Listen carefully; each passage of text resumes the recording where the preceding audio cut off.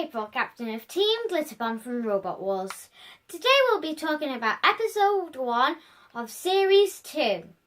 I know you like to call it series 9, but I wasn't born for the last 7 series, so I'm going to call it series 2, especially when they gave us these special bottles with number 2 on them.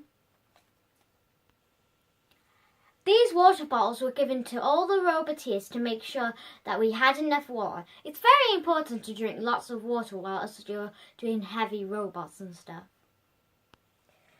The fights in this episode are awesome, but the other reviews are doing a great job of telling you about them.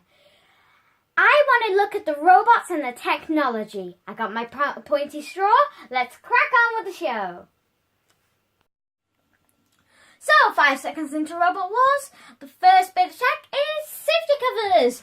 This is our safety cover of Team Glitterbomb. They're obviously really good because Angela's thinking, oh, those are beautiful, they are. They're great. I wish I thought of them. And Dara's thinking, oh, they're swell there. They're great. They're very safe. Top tip of Team Glitterbomb. Make big, bright, beautiful safety covers. So, next bit of tech is... No, it's not really tech. It's Draven and Glitterbomb. Hiya, Draven. Hiya, Glitterbomb.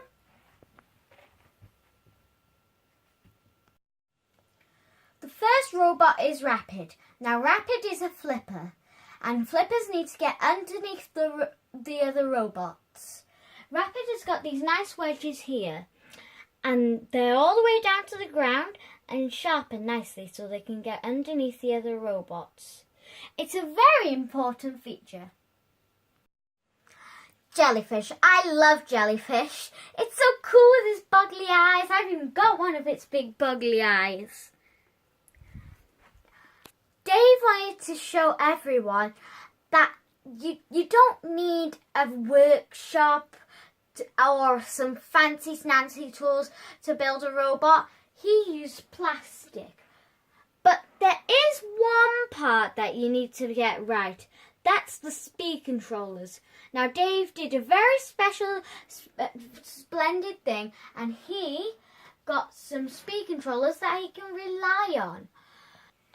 Nuts is back. It's Nuts too. Now, you know how Nuts went spinny, spinny, spinny, spinny, twirly, twirly, twirly, twirly, twirly, twirly. Well, this is something you might not know. Nuts is a melty brain, which means they can drive around the arena while spinning. It's a very clever feature. Terrorhurtz. Now, we all know that Terrorhurtz is about the big axe, but this is something you might not know. The tail at the back of Terrorhurtz. When the axe goes over, it wants to take the robot with it because every action has an equal and opposite reaction. Now, we know how important that tail is after this fight now, don't we? Sabretooth. Now, Sabretooth has come back with a new robot. It's a drum spinner. It's very clever because you can see here that it's missing a tooth, but he's done that on purpose. He's taken a chunk of that tooth and put it on the bottom. So that means he can spin the drum faster and he can take a bigger bite. Nom nom nom nom, which is very clever. It's the Dutch ladies team and their robot is called Tamuki. I'm just kidding, it's Tomahawk. Now, Tomahawk has this special armour, and this special armour is called ablative armour. It's meant to come away from the robot, so the robot doesn't get damaged, and the ablative armour does. That's clever, I like that design. Killy Cranky is back with its new robot Cranky. Where did the Killy go? I like the Killy. As you can see from this photo, Killy has got some rubber bushes on the armour. So it goes boingy, boingy, boingy, boingy, boingy. And when something hits it, it doesn't break anything inside the robot. That's very clever, and I'm not just saying because I may or may not have that in my robot. Aftershock. It's a very powerful spinner, but it's so much more than that. See this wedge here? It's very important because the spinner allows the wedge to work together. Let me show you how. Oh, I've got the dragon. Aftershock. It's a very powerful spinner, but it's so much more than that. See this wedge here? This is very important because the spinner and the wedge work together. Now, let's say this is some armour and this is Will's disc. This tag here is the tooth. And when the spinner hits the armour, it doesn't bite in because the armour's very hard. But if you get that tooth underneath the armour, then it will flip the armour over the top. I like this robot because it's a spinner, a flipper and a wedge all in one. It's a very clever machine. What do we learn from the first fight? Well, mini-bots. Why do we have mini-bots? What exactly do they do? From this picture here, you can see that a red and a white one are wedged underneath Terrorhurtz. And Terrorhurtz's wheels are off the ground. Terrorhurtz got out by firing its axe. But what if its axe wasn't working? What if it didn't have a weapon like that? What if it had a weapon like Jellyfish? It would have been out. But Nex was very clever because he has big wheels, so they wouldn't be able to get wedged underneath him. That's very clever. So, what else do we learn from this episode? See Nuts here. His chains have become entangled with Rapid. This is very important in a later episode, which we'll talk about next time. So, remember that word, entangled. In the second fight, as you can see here, Cranky's armour is working exactly as we said earlier. You can see the rubber bushes here.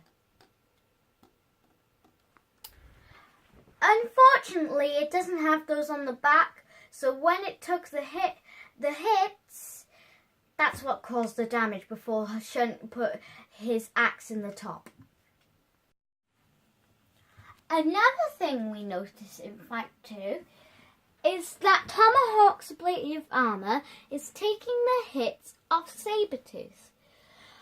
And that's very clever, but unfortunately, as soon as that ablative armour goes away, it can get into the robot and the robot starts to take the damage. As you can see in the Terrorhurtz versus Sabretooth fight, the tail of Terrorhurtz has been completely ripped off and it makes Terrorhurtz less effective, and it's the turning point of the fight. Then Shunt comes in and puts his axe through the weapon ram. Oh, that's not easy to fix. Aftershock versus Rapid. As you can see here, Rapid has got underneath Aftershock. But Aftershock bent back in Rapid's flipper, so then Rapid couldn't flip over Aftershock anymore. The thing with these robots is you have to get low enough that you can flip them, but you don't want to get too low, otherwise you'll get stuck to the arena floor. Aftershock versus Sabretooth. As you can see here, Aftershock has got an interesting looking spinner, so that means it can put some flat wedges on. As Sabretooth, it's got a nice spinner too, but it's got all these nice wedges and curves in it. But it's very easy to catch and get wrecked. If they weren't fighting Aftershock, this probably wouldn't have happened. But that's just how it goes on Robot Wars. So why did Sabretooth make all these curves and artistic designs? Well, if you just enter a boring box there, then you're not really going to get into the show. You're going to make your robot nice and designed. But the doubt to this is, if you're against a very powerful robot, all those designs will get wrecked and your robot will get wrecked. But that's just how it goes. Jellyfish is back, and Jellyfish is fighting Terrorhurtz. As you can see here, Jellyfish has put some Hardox panels on top. And I think when Terrorhurtz hit him, that it might have stopped the motor magnets. Well, it's a theory. Hi, it's my boggly eye. I did have two at one point. Remember when I talked earlier about Will's disc and the tooth getting underneath the armour? Well, look how high it throws Terrorhurtz. It's about the wedge and the disc combination. Wow, Aftershock is a really strong robot. Look at the damage it did to Terrorhurtz. That's Armox. It's a very, very, very strong type of Hardox. Sabretooth versus Jellyfish. As you can tell from this here, Sabretooth's spinners was going down the wrong way. So every time it hit Jellyfish, it was flipping itself in the air, which is the wrong way to do it. But since I like Jellyfish, I think it was the right decision. Well done, Sabretooth, and well done, Jellyfish. It was a judge's decision, and Jellyfish wins. Oh, I know it's not tech talk, but look at their faces. They're so happy.